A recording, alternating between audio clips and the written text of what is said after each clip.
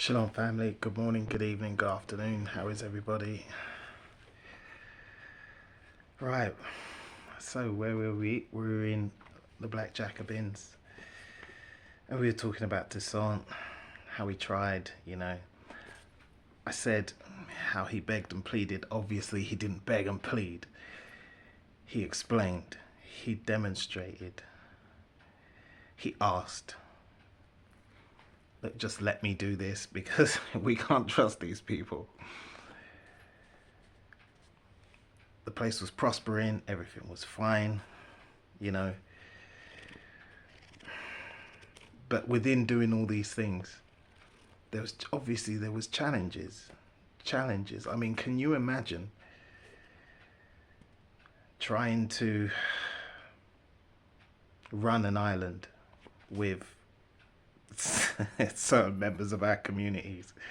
Like, yeah, sure, they can fight. Yeah, they can fight. But when it comes to running things and sharing and being, right? And that's not just our community, that's every single race in this world. Everyone has degenerates, rebels, ignoramuses. Everyone has them.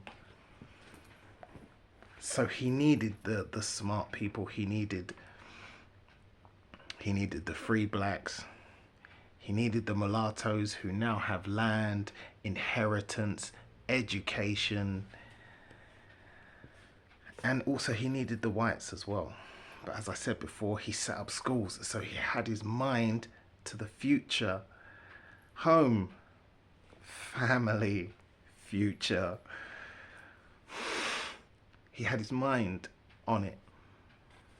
And that's what people couldn't stand. That's what I'm reading this book and understanding. And the more I learn, the more I look at this Bible, and the more I'm looking at history and everything, I just see that's what they couldn't stand. He was beginning to prove.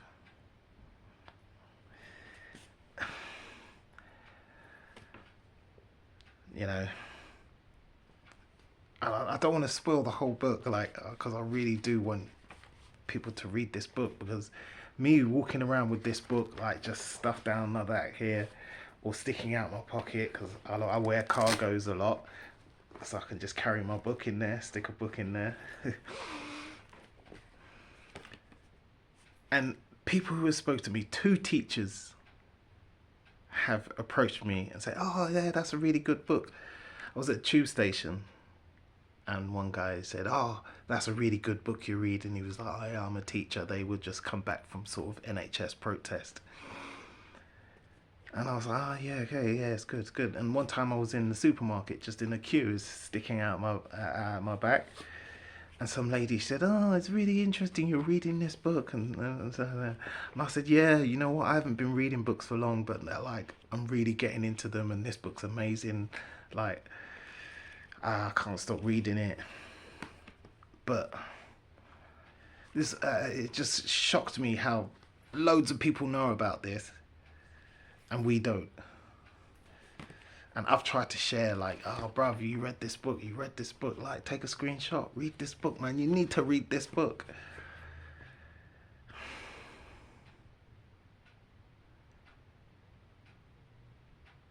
So Toussaint wanted to do it together, and we all know what happened. France had just gone through the revolution and things were changing and blah blah blah, but things weren't changing for us.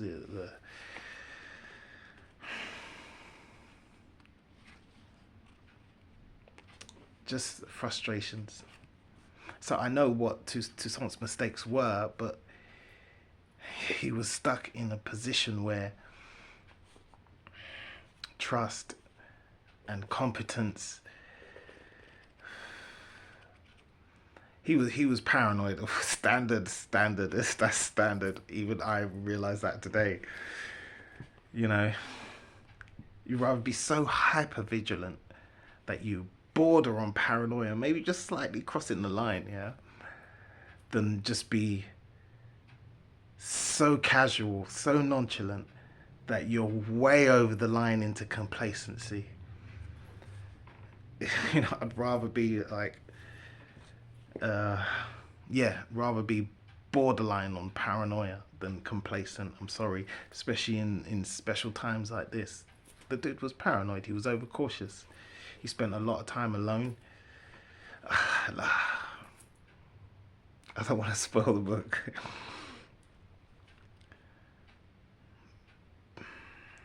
But anyway, let's get into this. And like, let's answer questions like, why do you hate the Bible? I can understand why you hate the Bible. And where was God during slavery? This is one of the main questions over this series, going through the prophets and taking into excerpts and highlighting these certain books, because all these things, especially the good book, should answer your questions. Everybody talks, nobody reads. Nobody reads. Where was the Most High during slavery? And we'll get more onto that as I move into Jeremiah. Anyway, all right, let's get started. Black Jacobins went through the intro. Prologue. Christopher Columbus landed in the New World at the island of San Salvador, and after praising God, inquired urgently for gold. The natives, Red Indians, were peaceable and friendly and directed him to Haiti, a large island, nearly as large as Ireland, rich, they said, in yellow metal. He sailed to Haiti. One of his ships being wrecked, the Haitian Indians helped him so willingly that very little was lost, and the articles which they brought on shore, not one was stolen. The Spaniards, the most advanced Europeans of their day, annexed the island, called it Hispaniola, and took the backward natives under their protection. They introduced Christianity, forced labor in mines, murder, rape, bloodhounds, strange diseases, and artificial famine by the destruction of cultivation to starve the rebellious. Same playbook, same playbook. Over the ages, same playbook. These and other requirements, it doesn't matter, like British, French, Spanish, German, doesn't matter, same playbook. These and other requirements of the higher civilization reduced the native population from an estimated 500,000, perhaps 1 million, to just 60,000 in 50 years. The killing. Las Casas, a Dominican priest with a conscience, travelled to Spain to plead for the abolition of native slavery. But without coercion of the natives, how could the colony exist? All the native received as wages was Christianity, and they could be good Christians without working in mines. The Spanish government compromised. It abolished the forced labor in law, while its agents in the colony maintained it in fact. So it abolished the forced labor, but the colonists just kept it going. We saw that in Exterminate the Brutes. We went through this.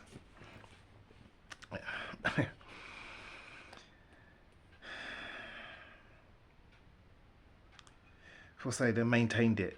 Las Casas haunted at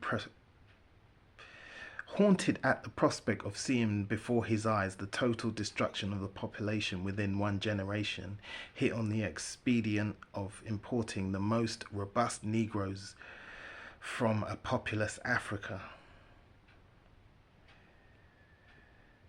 So the Native Americans on this island now, they're depleting. This priest has compassion for them, and now he suggests Negroes instead.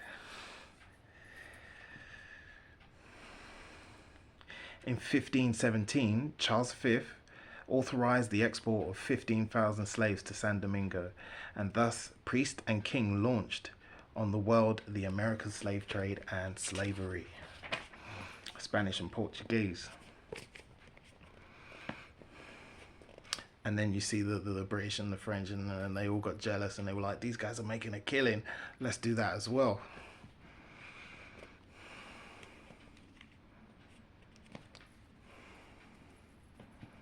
Always.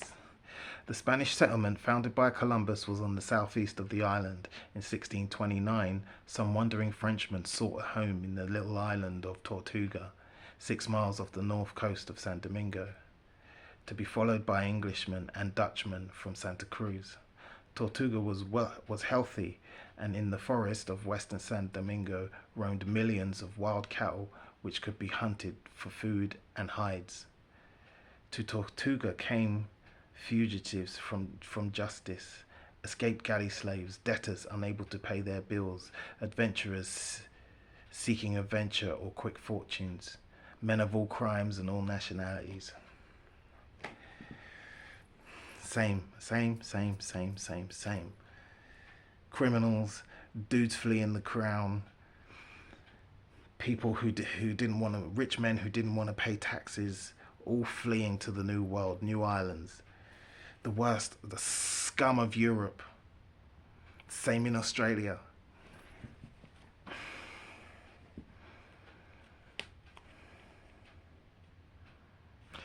Men of all crimes and nationalities, French, British and Spaniards slaughtered one another for nearly 30 years, and the British were actually in possession of Tortuga at one time. But by 1659, the French buccaneers prevailed. They sought the suzerainty of France. It's basically when they just come over and take over your take over governing and the land, and just take over. They sought the suzerainty of France and demanded a chief. They sought the suzerainty of France and demanded a chief and some women. From Tortuga, they laid a firm basis in San Domingo and moved there. To drive away these persistent intruders, the Spaniards organized a great hunt and killed all the bulls they could find in order to ruin the cattle business. Just sabotaging each other's exploits and efforts, their riches. They just killed all the bulls. Same thing in America. You know, the killing. The French retaliated by the cultivation of cocoa, then indigo and cotton. Already they knew the sugar. Already they knew the sugar cane. Lacking capital, they raided the English island of Jamaica and stole money and 2,000 Negroes. French, British and Spaniards raided and counter-raided and burnt to the ground. But in 1695, the Treaty of Ryswick between France and Spain gave the French a legal right to the western part of the island. In 1734, the colonists began to cultivate coffee. The land was fertile.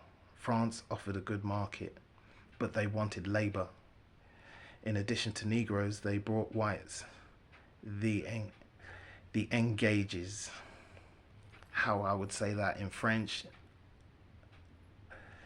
engagés.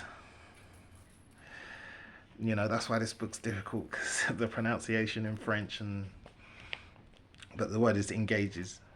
Engagés, who would be freed after a period of years. So they brought whites in indentured servitude. Big difference. They would be freed over a number of years. That's biblical.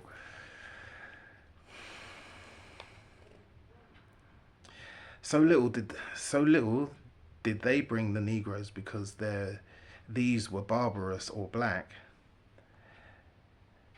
that the early laws prescribed similar regulations for both black slaves and white engagés.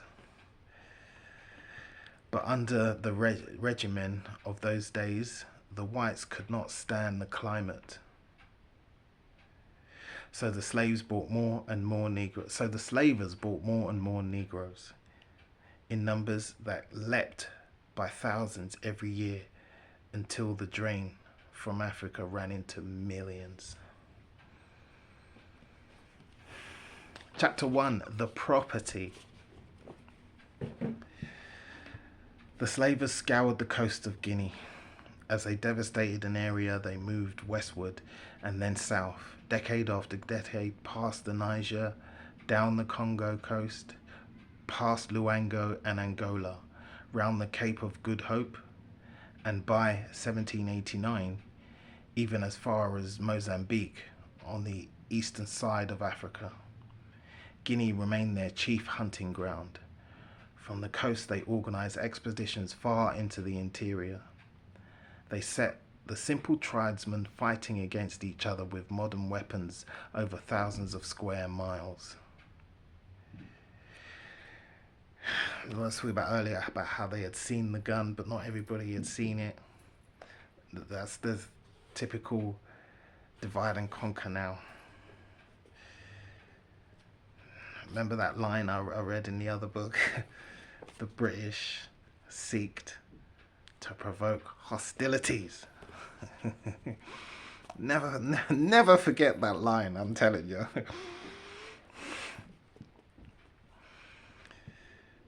Where was I? Okay, they set tribesmen fighting against each other with modern weapons over thousands of square miles. The propagandists of the time claimed that however cruel was the slave traffic, the African slave in America was happier than in his own African civilization. Always remember what they claim and what they say. The scientists, you know, the philosophers, all these clever men, and all the explorers, and also the press.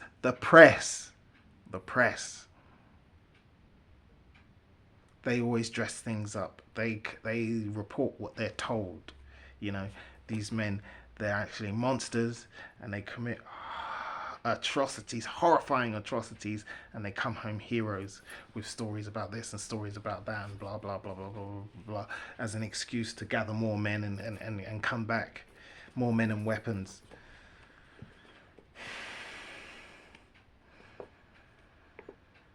Like there's so much more, like there's so much more, but piece by piece, bit by bit, we'll go slowly. The propagandists of their time claimed that however cruel the slave traffic, the African slave in America was happier than in his own civilization. Ours too, this day and age, is an age of propaganda. We excel our ancestors only in system and organization.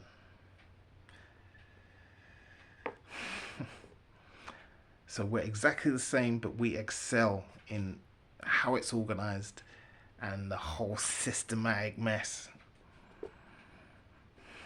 Evil geniuses. They lied. They lied as fluently and as brazenly as back then.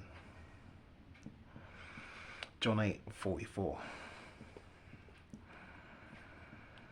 In the 16th century, Central Africa was a territory of peace and happy civilization. Traders traveled thousands of miles from one side of the continent to another without molestation. The tribal wars from which the European pirates claimed to deliver the people were mere sham fights. You know, just little scuffles. It was a great battle when half a dozen men were killed. It was on a peasantry in many respects superior to the serfs in large areas of Europe that the slave trade fell. Tribal life was broken up and millions of detribalized Africans were let loose upon each other. You see, in these times, you know, 16 whatever, and all this time, blah, blah, blah, all these times, 1700s, there were still slums in Europe, you know. They say mud huts and blah, blah, blah, but over there, uh, over here in Europe, it was huts made out of wood. What's the difference? Mud hut, wood hut. You know, people were still starving. People were still living in squalor. People still wore rags. But life was much more simpler over there. Over in Europe, there was, you know, history. You know European history. You know that. The London Dungeon. Yeah. Stories like Robin Hood, all these times. I don't need to tell you, you know. But they like to point to the other side of the world and say they're uncivilized.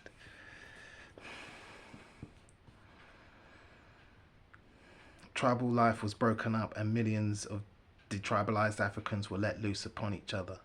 The unceasing destruction of crops led to cannibalism. The captive women became concubines and degraded the status of the wife. Here we go, right in there. Here we start. Deuteronomy 28 and 30. The captive women became concubines and degraded the status of the wife. Open your Bibles. Let's go to Deuteronomy 28. I've got mine right here. Deuteronomy 28 and 30. You shall betroth a wife, but another man shall lie with her.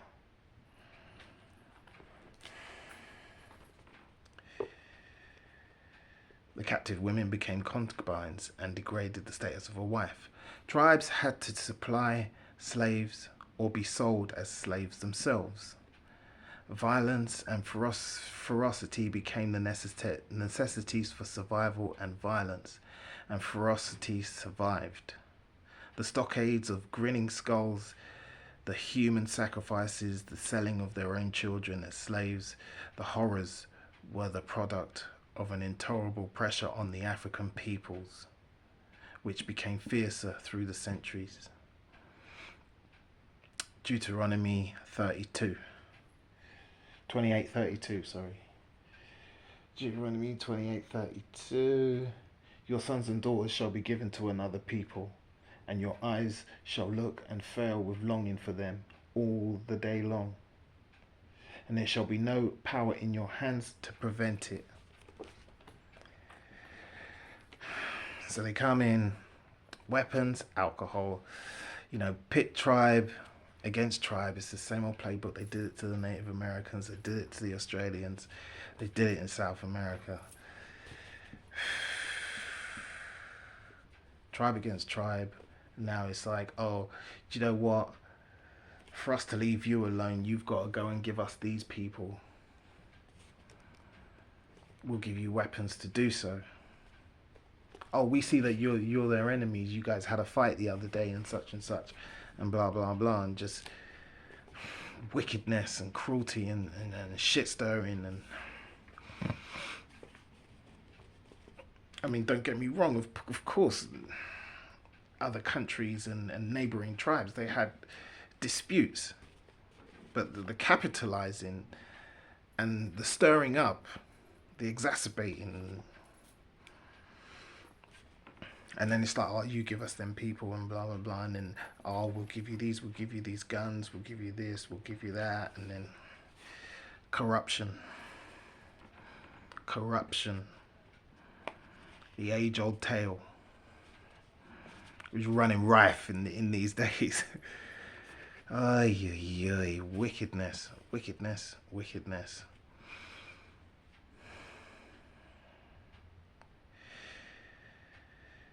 Deuteronomy 28:25.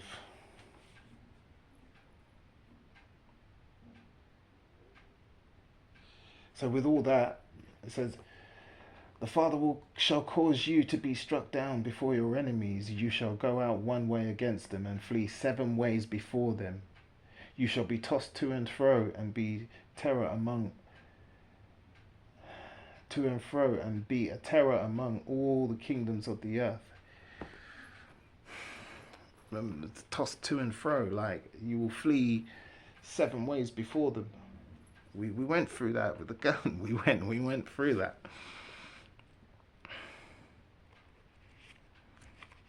See, and you see in this book as well, it's like they tried to say, look, fulfilled in Chronicles, fulfilled in Lamentations, fulfilled in Chronicles, fulfilled in Kings, fulfilled in Haggai.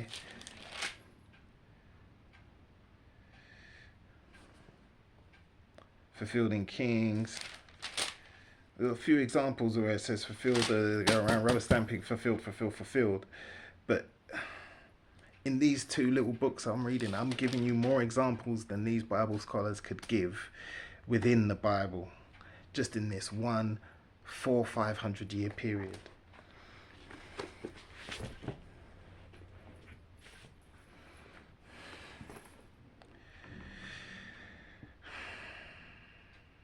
The horrors were the product of an intolerable pressure on the African peoples, which came fiercer through the centuries as the demands of industry increased and the methods of coercion were perfected. 26 minutes, okay. The slaves were collected in the interior, fastened one to another in columns, loaded with heavy stones of 40 or 50 pounds in weight to prevent attempts to escape, and then marched along the long journey to the sea, sometimes hundreds of miles, the weakly and sick dropping to die in the African jungle. Deuteronomy 28 and 26. And your dead body shall be food for all the birds of the air and the beasts of the earth, and there shall be no one to frighten them away. Again, at home and abroad. And like I said before, like I said last time, and you open up the book of Revelations, and it says, say to the birds of the air and the beasts of the field, come and eat the flesh of kings.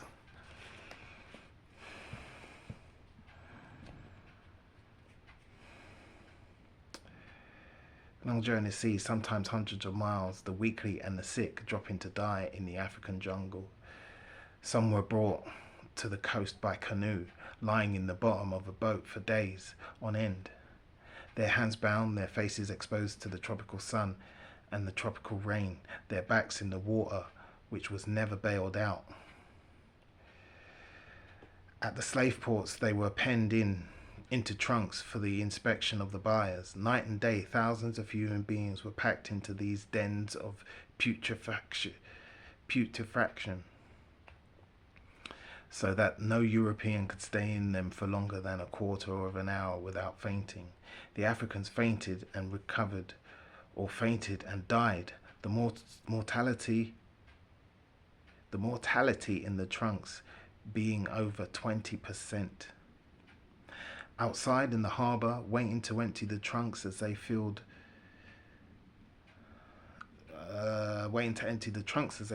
was the captain of the slave ship, with so clear a conscience that one of them, in the intervals of waiting to enrich British capitalism with the profits of another valuable cargo, enriched British religion by composing the hymn, How Sweet the Name of Jesus Sounds.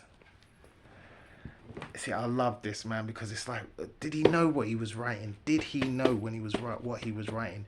When I started reading this the second time, I was like, what am I reading here? What am I reading here? And I knew I was reading Deuteronomy 28. As soon as I got home, I opened up the book, got my trusty pencil, and just started scribbling it down, man. And I love certain things, like it says,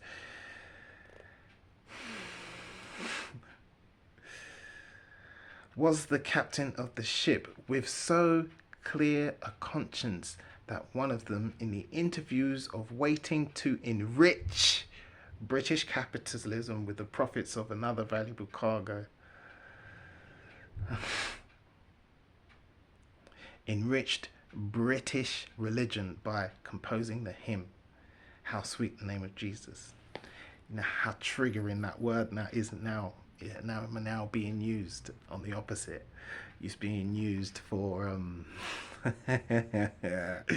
it's being used for immigration, culturally enriched, and you know how triggering that is for people. Oh man, the poetic justice. Oh man. In fact,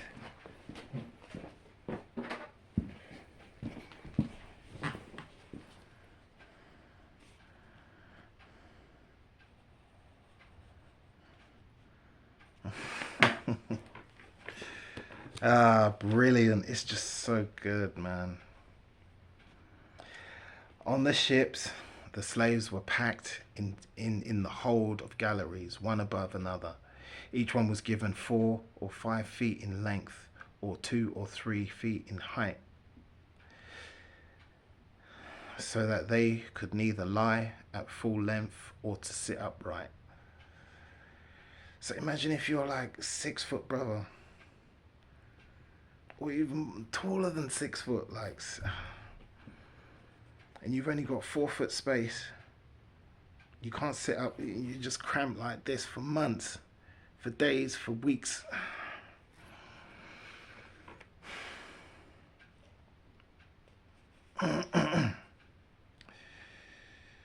So they could nor sit upright. Contrary to the lies that have been spread so pertinaciously about Negro docility, the revolts at the port of embarkation and on board were incessant,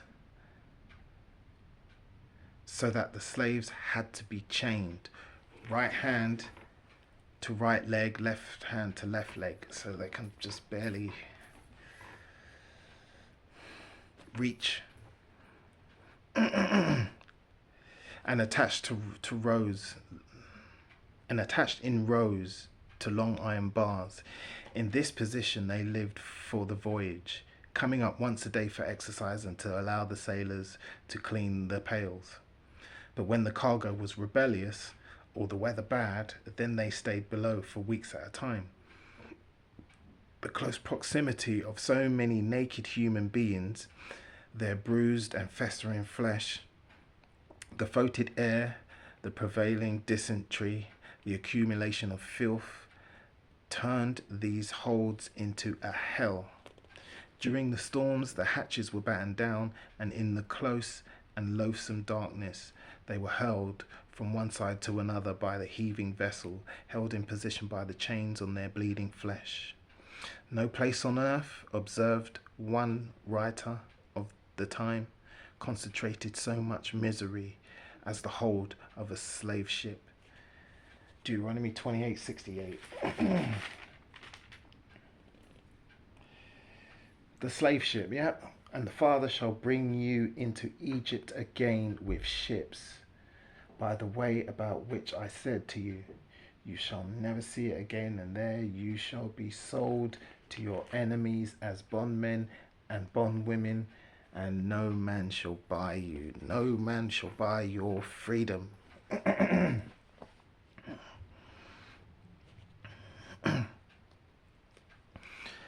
Twice a day, at 9 and at 4, they received their food. To the slave traders, they were articles of trade and no more.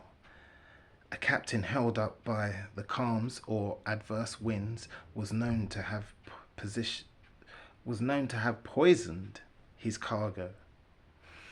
Another killed some of his slaves to feed the others with the flesh. They died not only from the regime, but from grief and rage and despair. They undertook vast hunger strikes, undid their chains and hurt themselves on the crew in futile attempts at insurrection. What could these inland tribesmen do on the open sea, in a complicated sailing vessel? To brighten their spirits, it became a custom to have them up on the deck once a day and force them to dance. Some took the opportunity to jump overboard, uttering cries of triumph as they cleared the vessel and disappeared below the surface. Fear of their cargo bred a savage cruelty in the crew. One captain, to strike terror into the rest, killed a slave and, dividing heart, liver, and entrails into 300 pieces, made each of the slaves eat one, threatening those who refused with the same torture. Deuteronomy 28:53.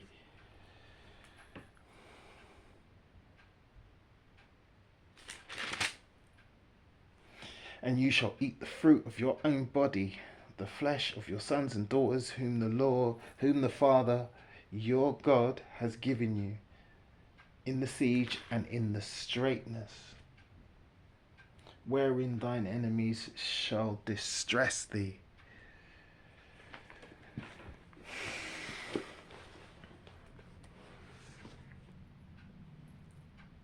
It's not something you can just keep rubber stamping and say that happened then, fulfilled, it's done. It's every single time we stray from these laws, statutes, and commandments.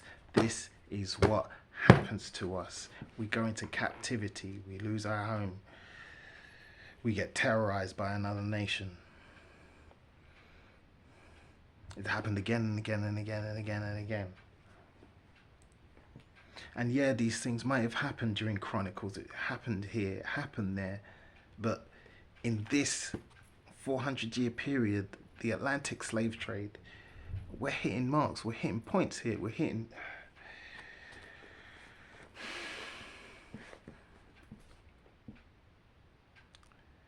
$300 pieces and refused. Those who refused with the same torture. So if you don't eat a piece of your brother there, if you don't eat it, I'm gonna cut you up and make them eat everybody. Oh, the wickedness, man, the killing. So it's not just about the act of slavery. Yeah, we get it. We must admit, it's our fault we went into slavery, but it was servitude. All this evilness, all this torture, these horrors, they weren't necessary. They weren't necessary.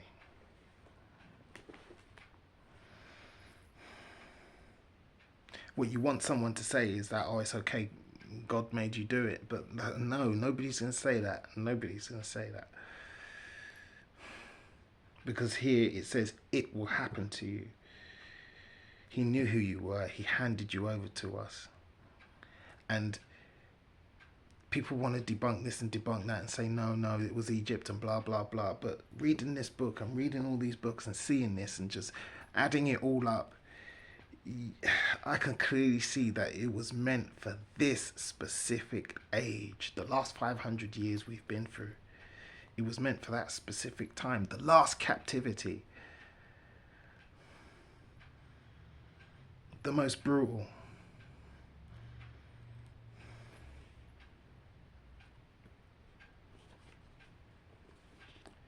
Leading up to the second Exodus, where he's going to do a new thing. And man, I just, y'all don't want this. Let me just carry on. Such incidents were not rare. Given the circumstances, such things were and are inevitable, nor did the system spare the slavers. Every year, 1/5 of all who took part in the African slave trade died. All America and the West Indies took slaves. When the ship reached the harbour, the cargo came up on deck to be bought. The purchasers examined them for defects, looked at the teeth, pinched the skin, sometimes tasted the perspiration to see if the slave's blood was pure and his health as good as his appearance. Deuteronomy 28:37. Okay.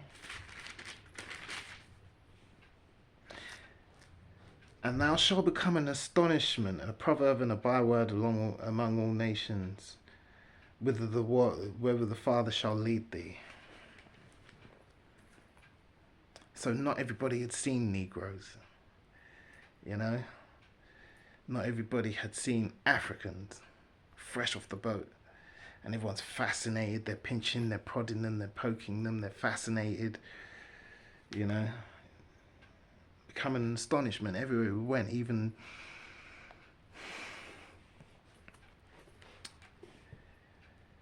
You know, just think your average town, back in them days, your average town, your average village, city, just seeing these people.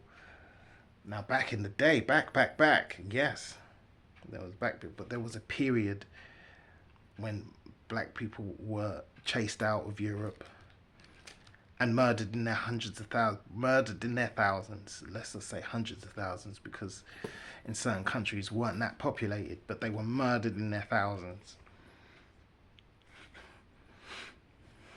This whole period leading up to the Spanish Inquisition all the way into the 1500s, 1666, that 200-year period.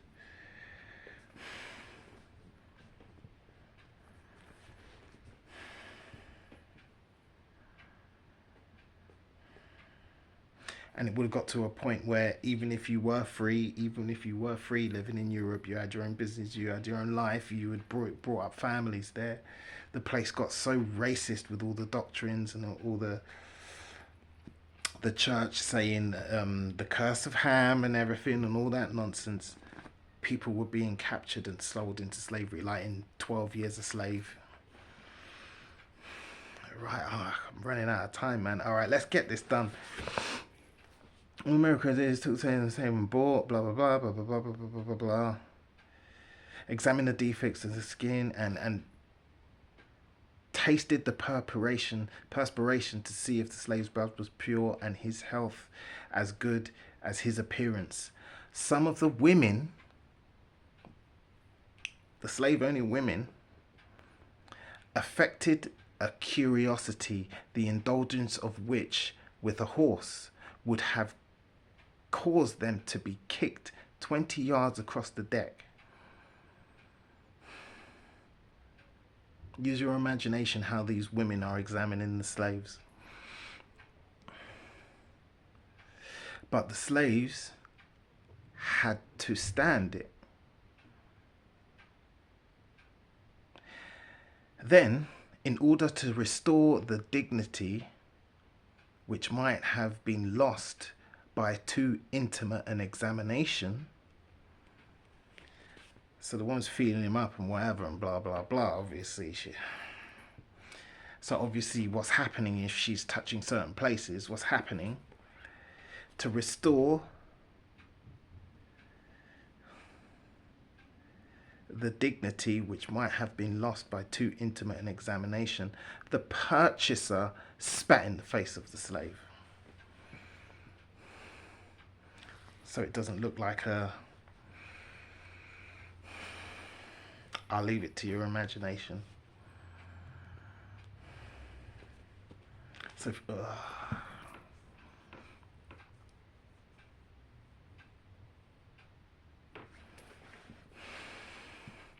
having become the property of his owner, he was branded on both sides of his breast with a hot iron. His duties were explained to him by an interpreter, and a priest introduced him in the first principles of Christianity, Deuteronomy 28:36.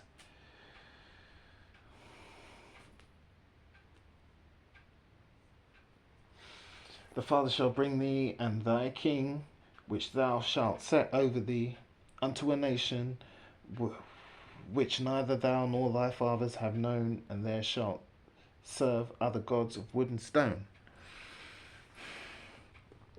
The stranger in San Domingo was awakened by the cracks of the whip, the stifled cries, and the heavy groans of the Negroes who saw the sun rise only to curse it for its renewal of their labours and their pains. Their work began at daybreak, At 8 they stopped for a short break, a short breakfast, and worked again until midday. They began again at 2 o'clock and worked until evening, sometimes till 10 or 11. Deuteronomy 28:67. In the morning you shall say, would that it in the morning you shall say, would it that it be evening? And in that evening you would say, oh, I wish it was daytime.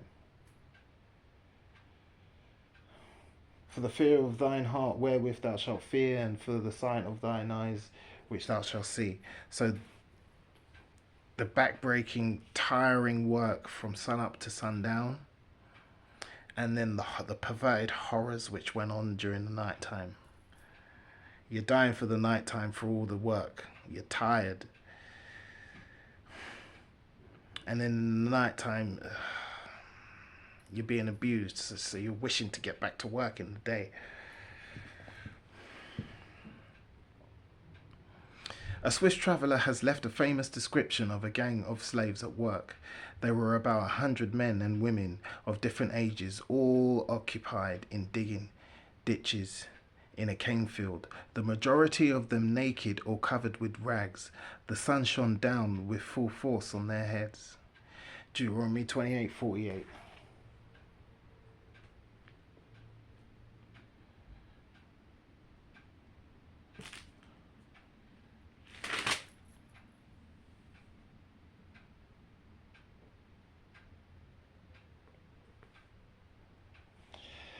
Therefore you shall serve your enemies, whom the Father shall send against you, in hunger and thirst, and in nakedness, and in want of all things. He will put a yoke of iron around and upon your neck until he has destroyed you. The Swiss traveller has left a famous description of a gang of slaves at work. They were about 100 men and women of different ages, all occupied in digging ditches in a cane field, the majority of them naked or covered with rags. The sun shone down with full force on their heads. Sweat rolled from all parts of their bodies. Their limbs weighed down by the heat, fatigued with the weight of their picks and by the resistance of the clay soil, baked hard enough to break their implements. This one, Deuteronomy 28 and 23. I might be the only person who's who's been able to tick that one. Deuteronomy 28 and 23. Their limbs weighed down by the heat, fatigued with the weight of their picks and by the resistance of the clay soil, baked hard enough to break their implements.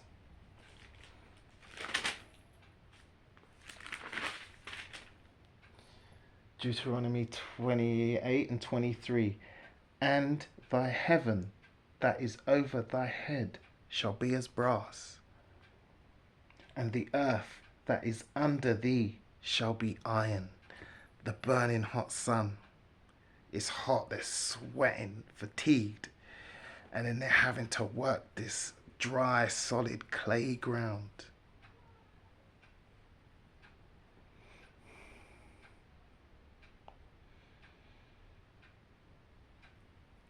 The heaven shall be as brass, and the earth shall be as iron. I was like, what? What?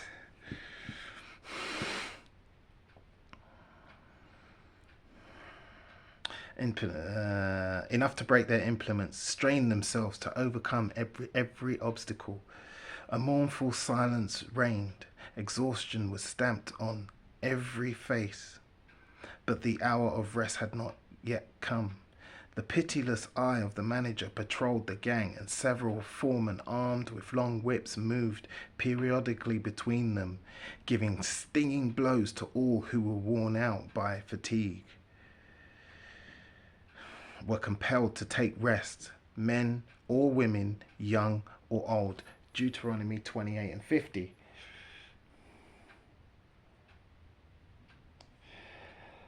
A nation of fierce countenance, which shall not regard the person of old, nor show favour to the young.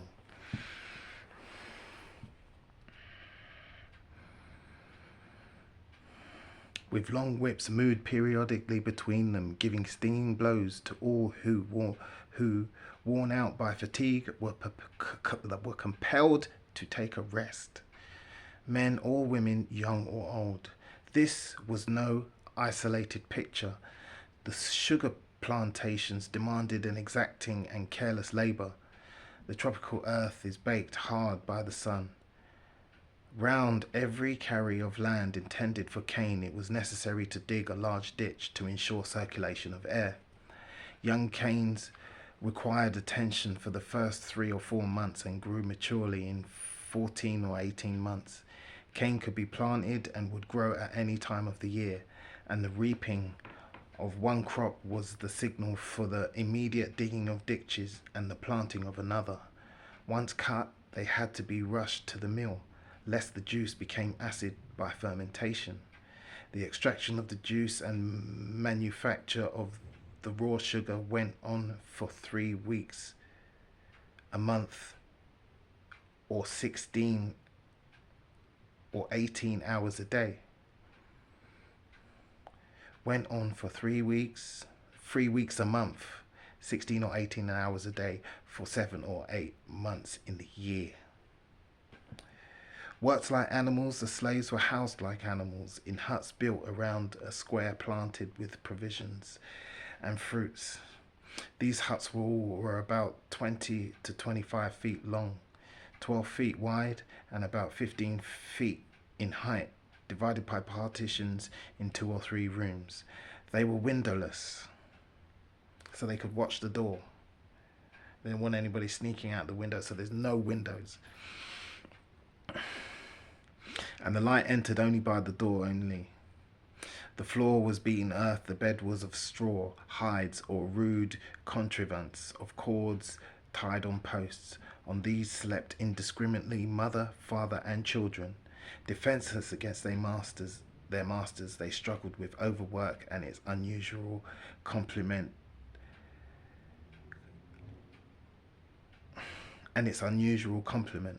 Underfeeding. The Negro Code by Louis XIV attempt to ensure them the humane treatment ordered that they should be given every week 2 pots and a half of manioc. Cassava was given 3 cassavas, 2 pounds of salt beef, or 3 pounds of salted fish. Food enough to last a healthy man for 3 days. So Louis XIV, Negro Code, and so on, and blah blah blah. This is the period where things were kind of rumbling in France, and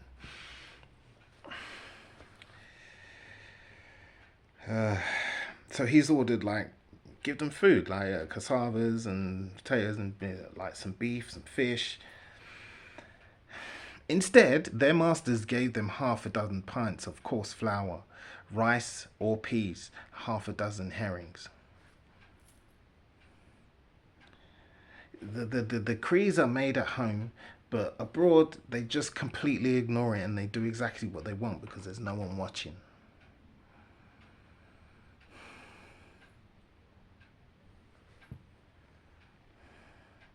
And people don't understand why we don't believe news. We don't believe your propaganda. We don't believe how you say this guy's a dictator and that guy's a dictator and this and that and blah blah blah and all that nonsense. We've heard it all before. We know now. We know. The game's up. Giving them 6 rice and peas and blah blah blah. You see, and these things just came into our usual diets. Rice and peas, like in the West Indies, it's just stable diet. We made food out of that. It's proper. It's part of traditional dishes. But as you see in like America and all these places, how their foods became like, in America and the Caribbean, they became like chicken feet, pig's feet, the prawns and everything. It's like, I swear they knew, like the prawns, And these are our the catfish, and these things became our favorites. They were cheap, they were easy, nobody wanted them. Well, the masters and that, they were having the prime cuts of beef and lamb and everything, and we were just fed the scraps and the nonsense meat, and and as well as this, like not being fed enough, you can also see where it says in there, like having an evil eye to your brother for want of food and stuff like that. And what they would have done in the ships when they were feeding people, oh man, the same thing happened in the siege of 70 AD, where people had to eat each other because there was no food and stuff like that. They started eating their children, and then now it's being forced.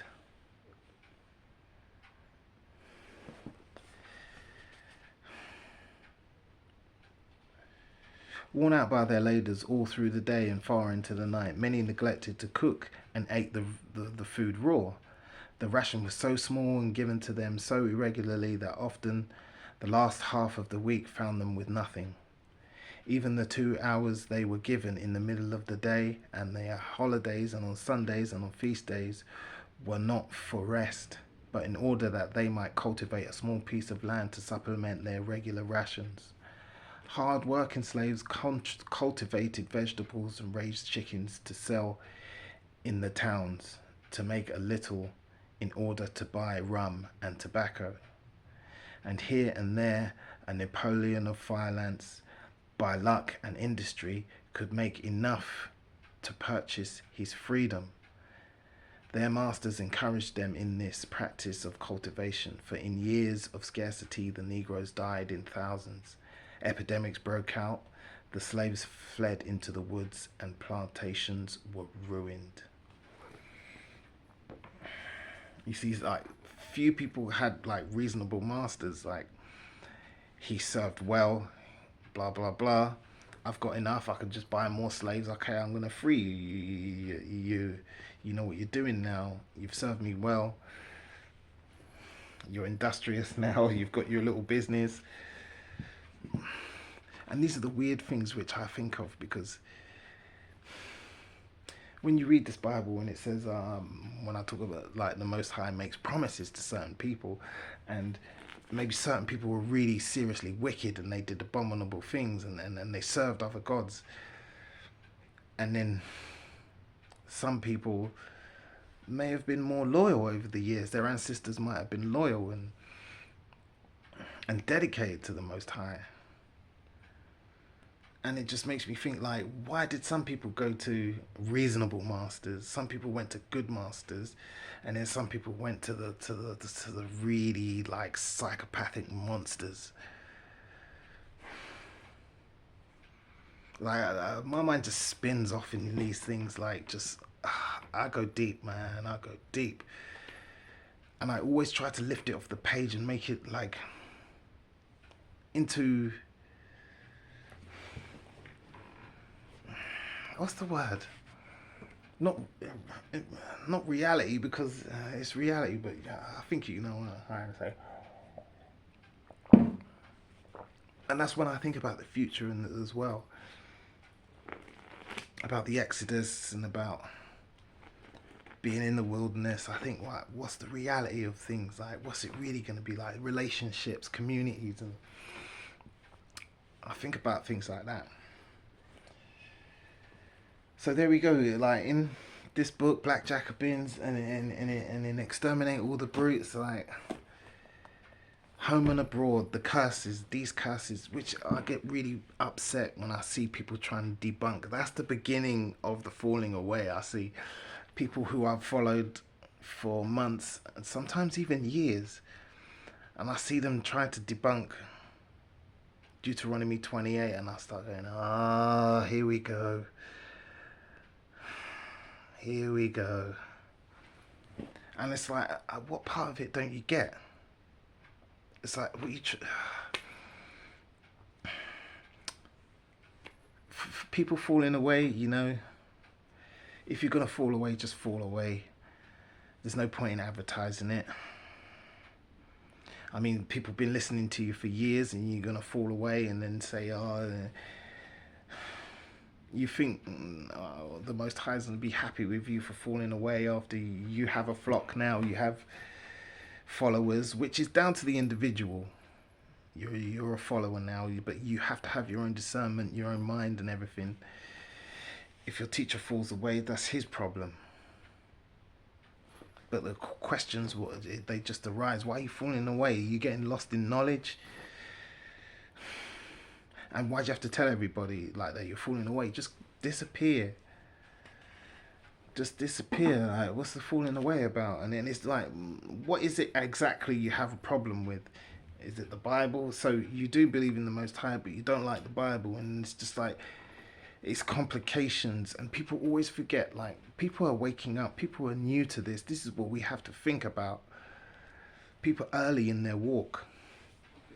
And this is why it's just so important to have your own walk, your own experiences, because nobody can take nothing away from you. Nothing away from you. When you see these things in the book playing out, you match them to history. You read these stories of Job and everybody. The path of the disciples, the path of the prophets.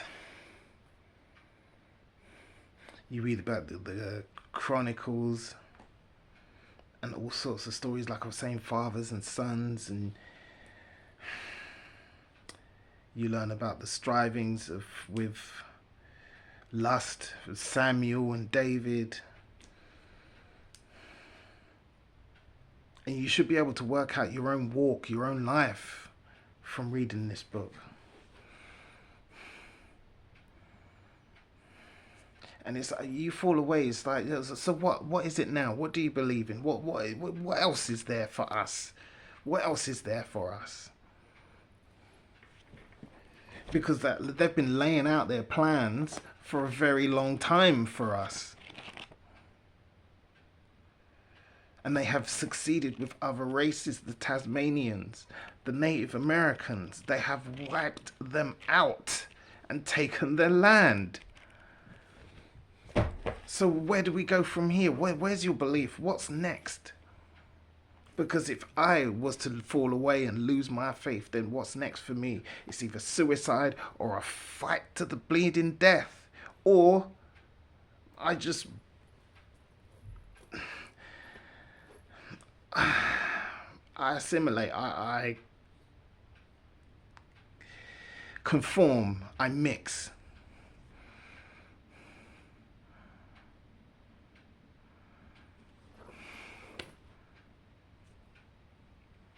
Which is totally understandable if you're not a believer.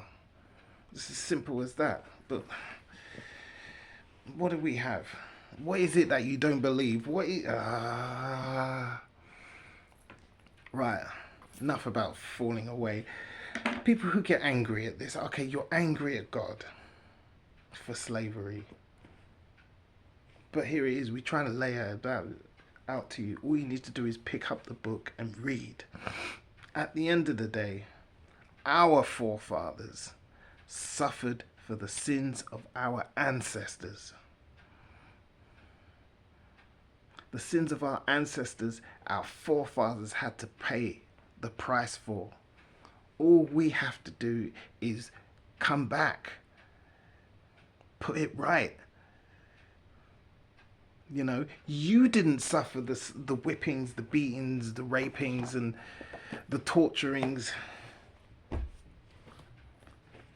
It's like in here, it's like these dudes, they poured gunpowder into man's backside, stuck a fuse in him, and blew him up in front of the rest of the slaves, just for sport, for fun, and for terror. You didn't go through this. They paid the price so that you can make it to the future. The future is yours. And you're going to be angry and reject this book because of that. You're going to reject your future because of what your forefathers suffered? Shouldn't you be doing this to respect your forefathers, in honor of them? And you hear people just going on social media, just mouthing off, effing and jeffing at Father Yah. And you just think,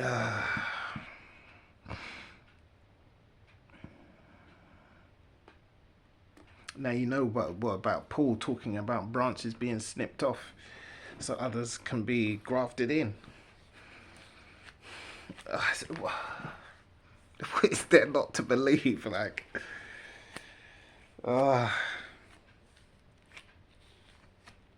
it's deep, it's difficult. Seriously.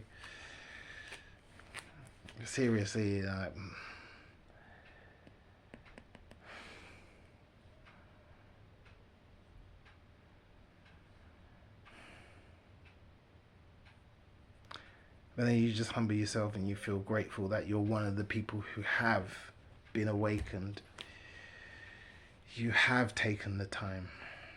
Yes, you can lead a horse to water, but you can't make it drink. And those of us who took the time, the interest to pick up the book and to find ourselves in here,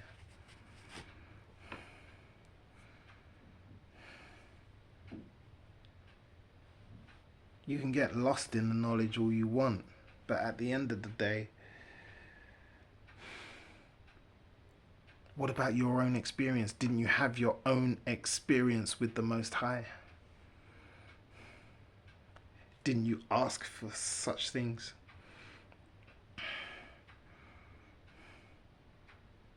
And if you've fallen away, like, what about your wife and your children? And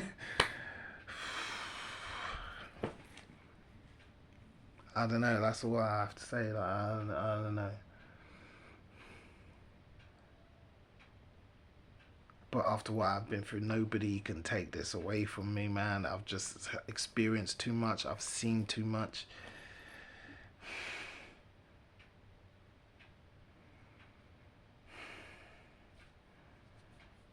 And the book's telling you past, present, and future. I don't know, have you been through your own experiences, your own challenges, your own... It's like, for instance, spiritual warfare. At the end of the day, when you're actually trying to walk this walk, there are just certain things just get so much harder, so much obstacles in your way.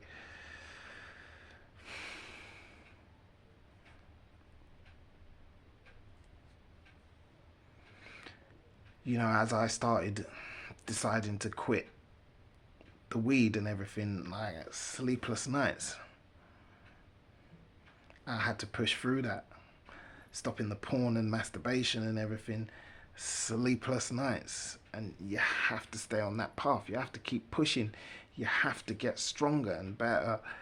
And your periods of weakness just grow apart and apart and apart, and you get stronger, and the months go by and the weeks go by,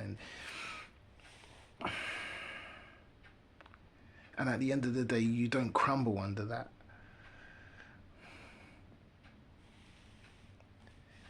It's like, no matter how hard the spiritual warfare tries to mess you up, for instance, like not having sleepless nights, not being able to sleep. But then again, also, I have morning prayers. So you're being attacked on both sides, trying to make me stay awake all night so that I miss my morning prayers and I'm too tired. Sometimes I just stay awake all night, and I I manage to keep my appointment for my morning prayers, and then I just go back to bed, and then I sleep. But other times I just have to, you know what? If this is gonna happen, then I'll sit up for 3 hours in the night, just communing to God, communing to the Most High, letting the groanings go out, letting the groanings go up. Meditating on this word, thinking about the future, thinking about the kingdom. so you cannot be beaten. If they're worried about my half an hour of morning prayers, then I'll counteract that with 3 hours of just pouring my heart out to the Most High during the night. I don't stress over it, I just adapt. And then that period ends. Resist them, and then they have to flee. And they give up, and they'll come back again, and they'll come back again. But when you see the agents and the devices in the real world against us, money walks, BS talks, money walks. So there's no underestimating the organizations, the efforts to stop this thing. And if they wouldn't care, if this thing wasn't real, then, you know what I mean? That's why I ask now, just let us go home. You brought us here for free, let us go home. Show us that then we're not hostages. Show us we're not human shields now. Show us. Because the people can't bear the thought of us going home.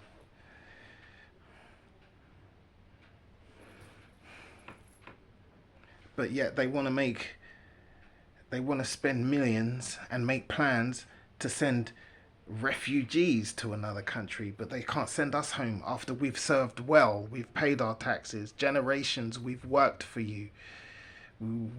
We've served well now, the sentence is over, it's time for us to go. So prove to us that we're not hostages now. I'm ranting on now, so what do I want to say? Sorry, I've just gone on a proper tangent. Like, the tangents are good. I like them. I like when people you just hear the rawness. No script, no thought out process, no script writers and this clever, masterful wording and everything.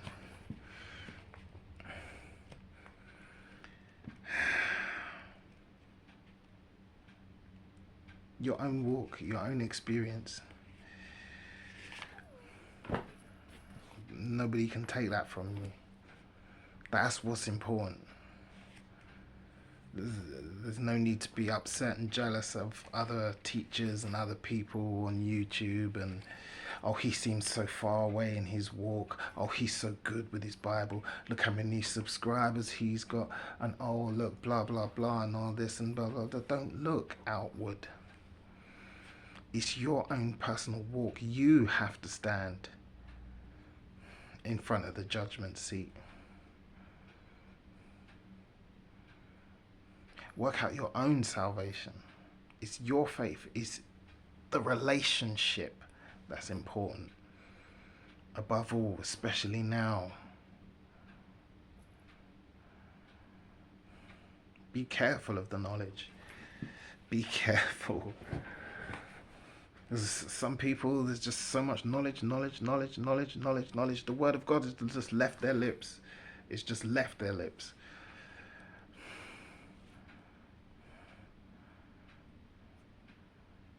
And they're just droning on about the same old, and going into this and going to that. And it's just like, and you just see it coming.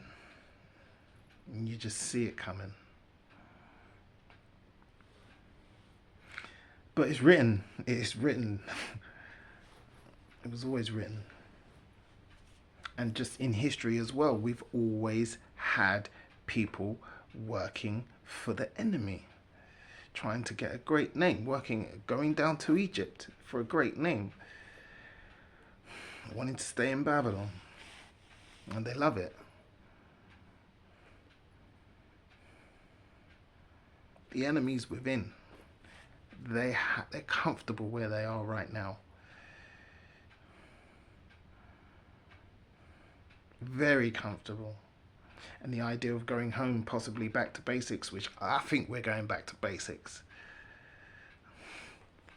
And that's not necessarily a bad thing. And like I said, I'd rather be greatly surprised than bitterly disappointed. The work of our own hands. Start from the beginning, start again. Knock everything down and build up properly. Start fresh. Ah, man. Ah, y'all don't want this. We rise and rise again until lambs become lions.